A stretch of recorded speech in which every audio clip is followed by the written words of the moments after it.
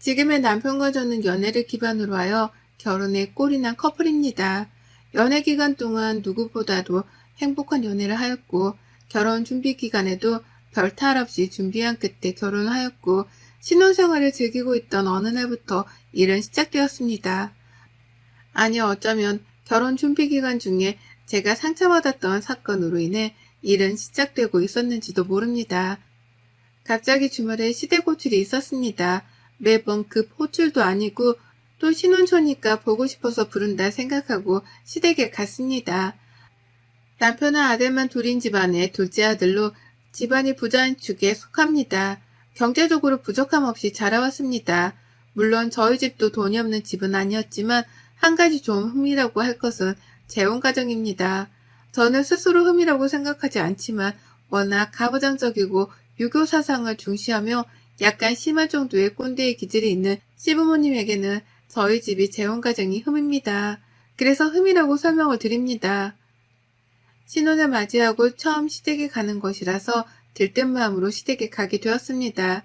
반가운 마음으로 시댁에 도착하였는데 마침 형님이 먼저 와 계셨고 어머님과 같이 음식을 하고 계셔서 도착하자마자 음식 자만을 함께하러 주방으로 가게 되었습니다. 반가운 마음에 형님, 어머님 하면서 인사하고 애교스럽게 다가갔는데 시어머니의 차가운 반응, 당황스럽습니다. 예, 음식을 해야 하는데 그 손으로 할 수 있겠니? 옛날 같았으면 너 부엌에는 들어오지도 못할 상태다. 저리 가서 다른 거 해라. 신혼이기에 결혼식 이후 또 신혼여행 때 한껏 예쁘게 네일아트를 한 저의 손을 보고는 한마디 하는 시어머니에 당황스러웠습니다. 이 상황에서 형님도 고개를 푹 숙이고 아무 말도 안 하는데 저도 모르게 죄송하다는 말과 함께 손톱 깨끗이 제거할게요, 어머니. 라고 답변하게 되었습니다. 왠지 모르게 이렇게 답변해야 할 것 같은 분위기, 숨 막히긴 했지만 워낙 깔끔함을 중시하는 시어머니라서 그럴 수도 있지 뭐, 라고 생각하고 넘겼습니다. 저희 집의 분위기하고는 정말 많이 다른 시댁입니다. 여자는 부엌 일에, 남자는 거실에서 TV 시청, 남자들은 절대 부엌에 들어오지 않고 손에 물 한 방울 묻히지 않는 시댁의 분위기, 첫 느낌은 달라지지 않기에 불길했습니다. 음식 잔만을 한참 동안 하고 식사를 다 같이 해야 하는 시간에 저희 시댁은 남녀 7세 부동석을 지키는 곳이었습니다. 요즘 시대에 남녀 7세 부동석이라니 사내 남 계집녀 7, 7, 해세, 아니 부, 가틀동, 자리석. 이게 정말 실화인가 싶었습니다. 저보다 먼저 시댁의 분위기를 경험한 형님은 당연하다는 듯이 따로 상을 차리고 요구사항을 말하면 바로 응하는 자세까지 취하셨습니다. 처음 보는 모습에 낯설면서도 오늘만 이러는 건가? 몰래카메라인가? 별 생각을 다 했습니다. 결혼 준비할 때는 시댁에 한 번도 놀러 본 적도 없었고 남편이 꼰대적인 성향의 마인드 또는 남녀의 차이를 가르는 행동이나 말투, 생각들을 표현한 적이 없어서 더 당황스럽습니다. 동서, 이런 집안인지 모르고 온 거야? 좀 당황하는 기색이 보여서 하는 말이야. 이런 분위기 끝에는 항상 후처치를 해주시니까 참고 적응해. 그냥 그게 속 편해. 후처치라니요? 아버님이 돈 주시잖아. 그리고 이런 거 다 알고 왔을 거라 생각했는데 부잣집 며느리가 괜히 부잣집 며느리야? 다 아는 여우인 줄 알았는데 동서 아닌가 보네? 형님의 말에 저는 충격이었습니다. 이게 무슨 상황인가 기쁜 마음을 가지고 시댁에 온 저의 마음이 싹 사라지고 있었습니다. 다 같이 모여서 가족의 밥을 먹는 의미는 같이 소통하고 대화하면서 정을 나누면서 함께하기 위함이 아닌가 싶었는데 이건 무슨 종살이 같은 느낌이 확 들면서 점점 기분이 나빠지고 표정 관리를 할 수가 없었습니다. 시아버지는 진짜 형님 말대로 집에 갈 때가 되니 돈을 주셨습니다. 남들이 받는 용돈 수준이 아닌 수표였습니다. 그런데 저는 기쁨보다는 황당스러웠습니다. 이것은 용돈이 아닌 시아버지가 며느리가 이뻐서 주는 돈이 아니라 꼭 종을 불러서 일을 시키고 대가를 주는 것 같은 분위기가 너무나도 싫었습니다. 남편은 이 와중에 잘못되었다고 생각도 전혀 못하고 저의 표정을 보면서 왜 저러는지 싶어 저에게 왔습니다. 왜 그래? 밥 잘 안 먹었지? 속이 안 좋아? 무슨 일 있어? 아니야, 오빠. 이따 집에 가서 이야기하자. 저는 밥을 먹는 둥 마는 둥 하고 밥상을 바로 또 치우고 설거지를 하면서 멍한 상태였습니다. 밥 준비하고 밥상 차리고 치우고 설거지하고 이게 끝인가 싶었는데 화해상의 다과성을 준비하는 시어머니 정말 기가 막혔습니다. 하지만 참아야지라고 생각하고 옆에 아무 말 없이 일하는 형님을 따라서 준비했습니다. 시댁을 쉬러 오는 곳이 아니다. 집에서 요즘 여자들은 이런 것도 안 한다면서? 그러니 여기 와서 좀 교육을 받고 집에 가서도 몸의 습관이 배어서 남편을 잘 내조할 수 있도록 연습한다 생각하고 부지런히 배우고 움직여라. 시어머니는 저희 엄마랑 동년배인데 정말 마인드는 무슨 조선시대를 능가하는 마인드였습니다. 시댁에서의 첫 한 끼는 정말 최악의 상태였습니다. 최악의 경험을 하고 집으로 왔습니다. 오빠네 집은 왜 이래? 좀 이상한 것 같아. 남자들은 가만히 있고 여자들은 계속 종일 일만 하다가 서로 이야기도 안 하고 오는 이런 건 아니지 않아? 오빠네 집안 좀 이상해. 다른 집과는 정말 다른 분위기에 정말 말도 안 되는 분위기에 규칙이 있어. 그리고 며느리가 무슨 종이야? 일 시키고 나서 종을 부린 대가로 돈을 주시는 것도 좋게 보이진 않아. 이건 아닌 것 같아. 며느리와 자식 부모, 시부모님의 관계가 꼭 주인과 하인 관계 같이 보이고 정상적인 상황은 아닌 것 같아, 오빠. 뭐가? 난 이상하다고 생각 안 하는데 좀 예민한 거 아니야? 형수도 불만 없이 잘 지내왔는데 한번 우리 집 가서 밥 먹고 와서는 왜 그래? 그리고 아버지가 며느리들 고생했다고 돈 주는 건데 그게 뭐? 자기 좀 예민한 것 같아. 그리고 우리 집 관계가 어때서? 관계가 문제가 있었다면 이혼하거나 헤어지고 가족이라는 구성의 유지에 문제가 생겼지.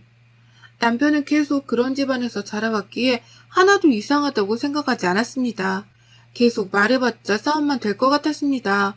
그리고 말 속에 저의 재혼 과정에 대한 공격이 있는 것 같아서 제 상처가 건드려지는 것 같아 대화를 그만했습니다. 네가 이상한 거다. 네가 이상한 가정에서 생활을 했으니까 지금을 이해 못하는 것이다. 받아들으라는 메시지를 계속해서 보내는 듯한 남편. 사실 결혼 준비 중에 순탄한 게 나름 지나가긴 했지만 한 가지 점에서는 저에겐 마음의 상처의 계기가 된 것이 하나 있었습니다. 앞에서 말한 그 지금의 문제의 시초를 알리는 사건입니다. 저는 재혼 과정으로 아빠가 친아빠가 아니시기에 저와 성이 달랐습니다. 저는 이씨, 재혼한 아버지는 박씨. 그래서 결혼 전 청첩장을 만들어서 보낼 때 시댁에서 시아버지가 이 부분 때문에 난감하시고 본인 기준이 아니셨기에 따로 아버님의 전화호출로 한 소리 들었습니다. 아가 청첩장 말이다. 아버지의 성함을 친아버지 성명을 넣으면 안 되겠냐? 지인들한테 청첩장을 줄 때 네가 얼굴을 둘 수가 없다. 우리 집안이 재혼과정과 결혼한다는 건 용납할 수가 없는 일인데 100번 1000번 우리 집에서 많이 양보한 거니까 네가 좀 청첩장 혼주 성명권은 생각 좀 해서 바꿔라. 그럼 난 이만 끊는다. 시아버지는 만나서 말도 아닌 전화로 위와 같은 부분에 대해서 말씀하셨는데 거의 통보식이었습니다. 결국 저는 시아버지의 요청대로 현재의 아버지 성함이 아닌 이혼한 저의 친아버지 성함을 넣고 청첩장을 돌리게 되었습니다. 시아버지의 요청은 수락이 되었고 시댁은 요구사항이 들어져서 좋았을지 모르지만 저희 집과 저는 상처를 받았고 정말 꾹 참고 양보를 했습니다. 저희 집 지인들은 반대로 왜 아버지 성함이 이래? 라는 질문을 도리어 받게 되었습니다. 하나 저와 저희 엄마 그리고 재혼한 아빠는 이런 부분에 있어서 마인드가 유연하기에 그럴 수 있지라고 생각하였고 서로 조율해서 행복할 수 있다면 괜찮은 선택이라고 여겼기 때문입니다. 첫 느낌이 별로고 첫 행동을 보면 다 알 수 있다고 했나요? 청첩장 사건부터 이미 시댁의 꼰대 성향과 말도 안 되는 규칙과 분위기가 풍겼던 것입니다. 시댁을 다녀온 며칠 뒤 시어머니한테 전화가 왔습니다. 어디니? 집에서 놀고 있지? 잠깐 우리 집에 좀 와라. 아, 어머님, 저 지금 밖에 나와서 볼일 좀 보고 있는데, 뚜뚜뚜뚜뚜. 시어머니는 질문하고 본인이 답을 하고 통보하는 식으로 전화를 하시고 끊었습니다. 저는 일정을 다 중단하고 시댁으로 갔습니다. 무슨 일이세요, 어머님? 아니, 너 우리 아들한테 우리 집이 이상하다고 했다면서? 뭐가 이상하다는 거니? 너야말로 이상한 거 아니니? 너 지금 보니까 돈 좀 번다고 우리 집 무시하는 거니? 시어머니의 대화를 듣다 보니 무슨 상황인지 캐치가 되었습니다. 시댁을 다녀온 날 남편에게 하소연을 했던 것을 그대로 어머니께 전달한 남편. 그걸 또 듣고 저를 불러서 야단치는 시어머니. 갑자기 숨이 턱 막혀왔습니다. 아니요, 어머니 그게 아니라 저는 가족끼리 모인 자리에서 남녀가 따로 앉아야 하고 여자들은 계속 부엌에서 일만 해야 하고 하니까 너무 안타깝고 이건 아닌 것 같아서 오빠랑 좀 이야기 좀 한 거였어요. 이래서 가정교육이 중요하다고 했는데 너는 뭘 보고 자란 거니? 당연히 여자는 부엌에서 준비해서 가족들을 위해서 맛있는 음식과 내조를 해야 되는 게 맞는 건데 어디서 뭘 배우고 온 거니? 잘못된 생각을 가지고 있으면서 석반화장도 유부수지. 남편한테 우리 집이 잘못된 것 같다고 훈계질을 해?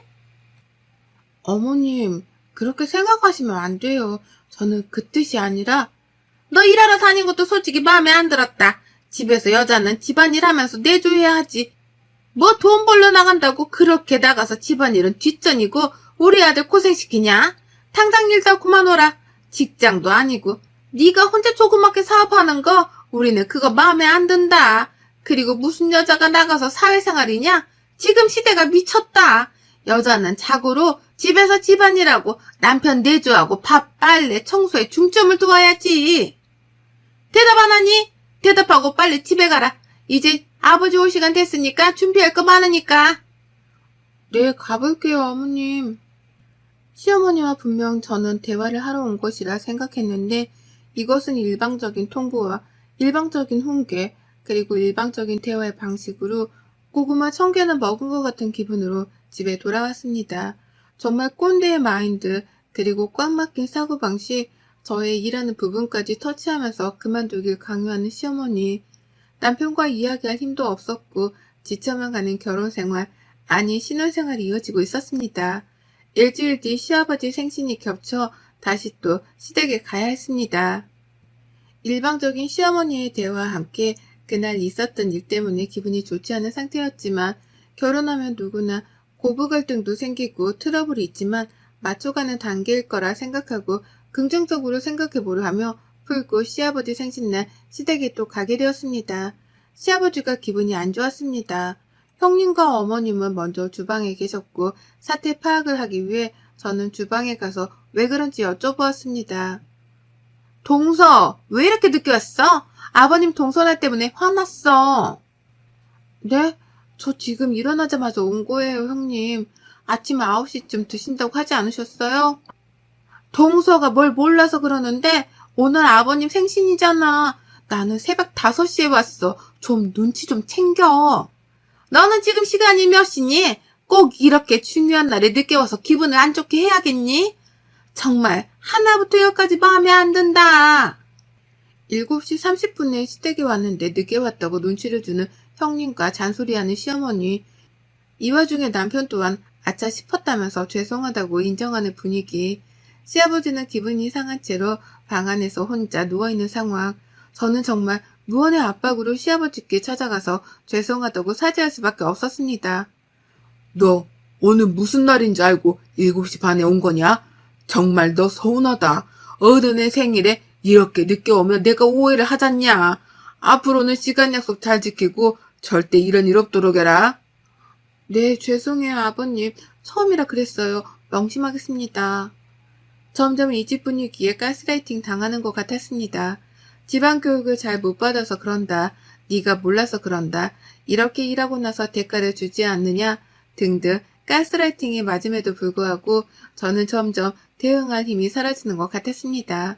남편은 이 집에서 30년 이상 살아왔기에 뭐가 옳고 그른지조차 구분하지 못하였고 저는 이제 3개월 차의 시댁 분위기를 맛보고 저 또한 흔들리고 있는데 이 부분에 있어 친정에 말할 수도 없고 너무나 답답합니다. 이런저런 생각을 가지고 시아버지 생신상을 차리고 웬일로 다 같이 앉아서 이야기할 수 있는 시간이 생겼습니다. 시아버지가 다 같이 앉아보길 명했기 때문입니다. 내가 지금 할 말이 있어서 다 모이라고 했다.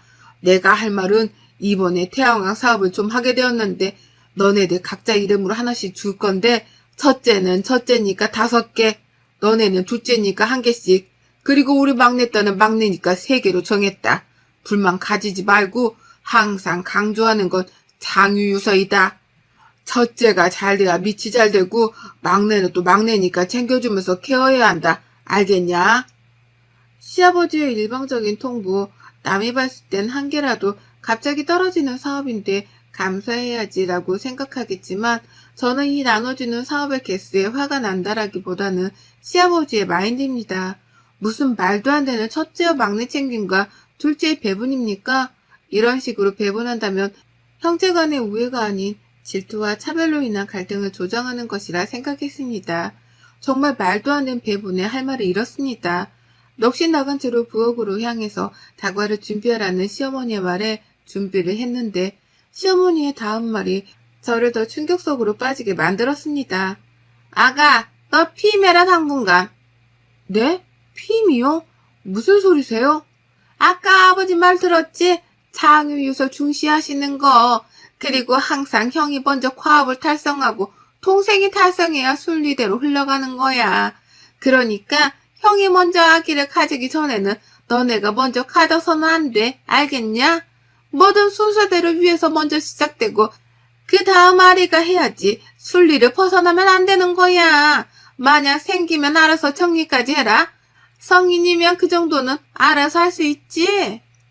형님네가 결혼을 1년 정도 먼저 하셨는데 아직 아이가 생기지 않아 준비 중이신 상태였는데 저희가 먼저 아기가 생기는 것은 있어서는 안 되는 일이라면서 피임을 요구하는 시어머니. 시댁에서도 임신 순번제를 강요하다니 정말 말이 안 나왔습니다. 임신 순번제는 직장에서나 일어나는 일이라고 생각했는데 시댁에서 임신 순번제라니 그것도 안 생기는데 가지라고 강요하는 순번제가 아닌 가지지 말라고 강요하더니 이런 상황 속에서도 상대방이 납득할 시간조차 주지 않고 본인의 생각을 통보하고 그 통보에 동의하라는 대답을 강요하는 시어머니. 갑자기 숨이 막혀오는 황당함 속에서 대답을 했습니다. 남편에게 의지하고 털어놓을 수밖에 없는 상황인데 남편이 이 상황을 털어놓으면 놓을수록 제가 시어머니와 본인과의 관계를 멀어지게 하려 한다고 생각합니다. 엄마는 다 생각해서 하시는 말이지. 우리가 먼저 임신하면 형도 좀 그렇지. 그리고 형이 먼저 하고 동생이 다음이지. 여보, 진짜 몰라도 너무 모른다. 그리고 너무 예민해. 우리 다 잘 되려고 하는 소리잖아. 잔소리도 사랑이고 몰라? 다 잘 되려고 하는 건데 나쁘게 생각하지 말자. 연속적으로 시댁의 충격적인 분위기를 경험하고 우울하고 답답한 상황 속에서 남편조차 제대로 된 가스라이팅의 사고를 가지고 저를 설득하는 상황. 내가 지금 결혼을 한 것인가 아니면 꼰대 성향이 집에 들어가서 살고 있는 종인 건가 현실 구분이 안 되었습니다. 갑자기 결혼을 한 것이 후회도 되면서 어떻게 풀어나가야 할지 막막했습니다. 그런데 마침 그 시간 시아버지의 전화벨이 울렸습니다. 전화를 받으려는데 끊겨서 다시 전화를 했습니다. 여보세요? 아버님, 저 둘째예요. 전화하셨는데 제가 받으려고 하니까 끊어지더라고요. 네, 둘째요? 누구세요? 누구신지. 아니, 아버님, 저 둘째 며느리예요. 왜 그러세요? 장난치시는 거예요? 놀랬어요, 아버님. 아, 둘째 며느리? 제가 며느리가 있었던가요?